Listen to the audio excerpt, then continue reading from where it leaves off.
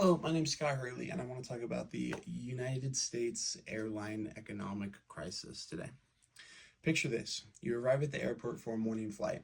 You've made it through traffic, checked in your bags, make sure you have everything, made it through the security line, only to find the TSA checkpoint completely unmanned. No agents, no screening, and your flight, along with hundreds of others, is grounded indefinitely.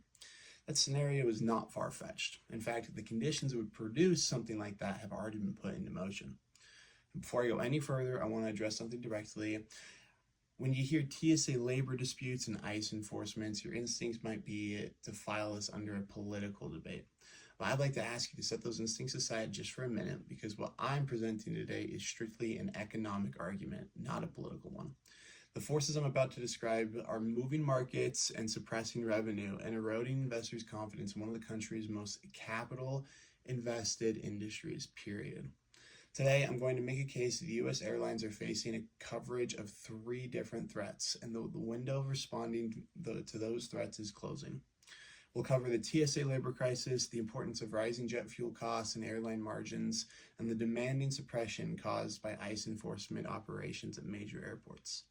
Separately, each one is a serious headwind. Together, they're driving airline valuations down in a way that should concern anyone in the room. Whether you're a traveler, investor, or someone planning to work in finance, this is something you need to be thinking about.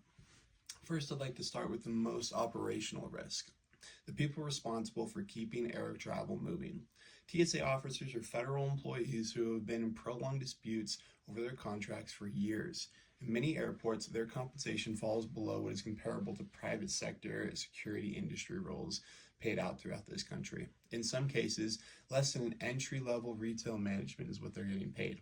This results in chronic understaffing, high turnover, and a workforce that has been signaling for some time that its patience is at its very limit. Here's the business reality. TSA is not an optional infrastructure. Federal law requires security screenings before boarding. A partial work shortage, not even a full strike, just coordinating slowdowns, can ground hundreds of thousands of flights per week and per year. Carriers have no operational walk-around when it comes to TSA disputes, and when the headlines hit, the markets respond immediately.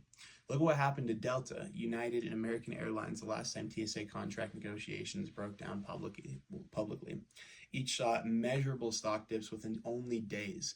That's not a coincidence. The investor pricing is an optional risk that they discover and they take very seriously. And those negotiations are coming back around again right now and causing the same issues.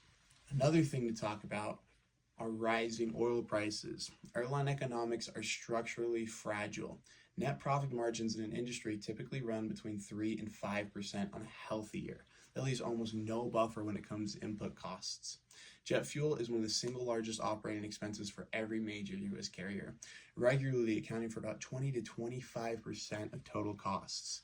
From 23 to 25, fuel prices have trended sharply upward. And when fuel costs spike 20%, it doesn't just compress margins, it can completely eliminate quarterly profits entirely. The common assumption is that airlines simply pass these costs to consumers through higher fares. That's partially true, but it only has its limits. As ticket prices rises, demand softens, and softening demand brings its own revenue problem, which compounds and causes pressure rather than relieving it. The data is clear.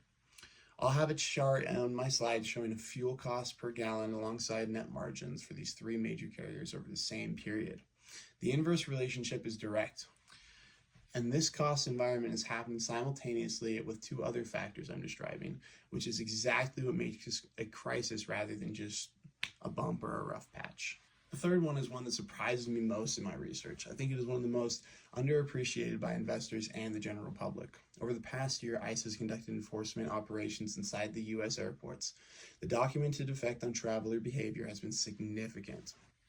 Immigrant communities, a meaningful segment of air travel demand, are avoiding airports, and perhaps most telling, there are documented cases of international travelers canceling bookings and flights entirely after learning about Air Force enforcement in airports.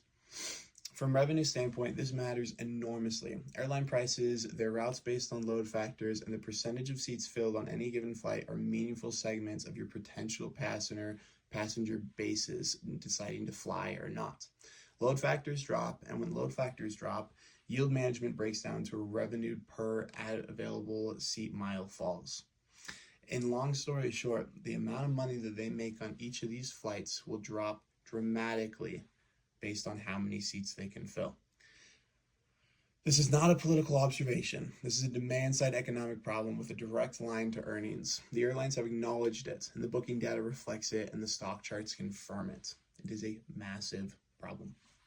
Finally, the markets reflect all three of these things. Pull up a 12-month price chart for Delta, United, and American Airlines, and you'll see the story of all three of these forces riding together. In the last month alone, United Airlines has fallen 13%. That is massive. There are three distinct period times lying, each corresponding almost precisely at the moments these crises peak. Media coverage hits and the TSA contracts break down, the fuel prices surge, and they surge in ice into air enforcements. These are not random market fluctuations. These are rational repricing events driven by identified risk factors. The crucial point here is compounding. A single one of these headwinds would be manageable. A carrier with health margins can absorb a fuel cost. A carrier with strong demand can withstand some operational disputes. Even with a marginal compensation, optional risk, and demand suppressions hit at the same time, there's no sign of near-term resolution on any front, and the downside scenario became significantly more credible. This, with the numbers I've already mentioned and the market already reacting, the only question I have is whether policymakers will respond before conditions deteriorate even further into something they can't come back from. Let me bring this together. Three forces are converging on U.S. airlines right now. TSA labor instability threatens the operational community that air travel depends on. Rising fuel costs are compressing an already thin margin with no reliable offset, and enforcement-driven demand suppression is quietly eroding the revenue-based carriers needed to withstand the two other pressures. Here's what I'm asking you to do. I'll provide a QR code linked directly to congress.gov/contact. Reaching out to your representative takes under 2 minutes. All you need to do is write a brief, clear, and concise message to TSA worker punctuation and airport security policy, and that's enough. The next flight you book may cost you more money because of enacting this. The next TSA officer you walk past the checkpoint might not be there the next time, but you have a voice to see how this plays out, and I suggest you use it. Thank you.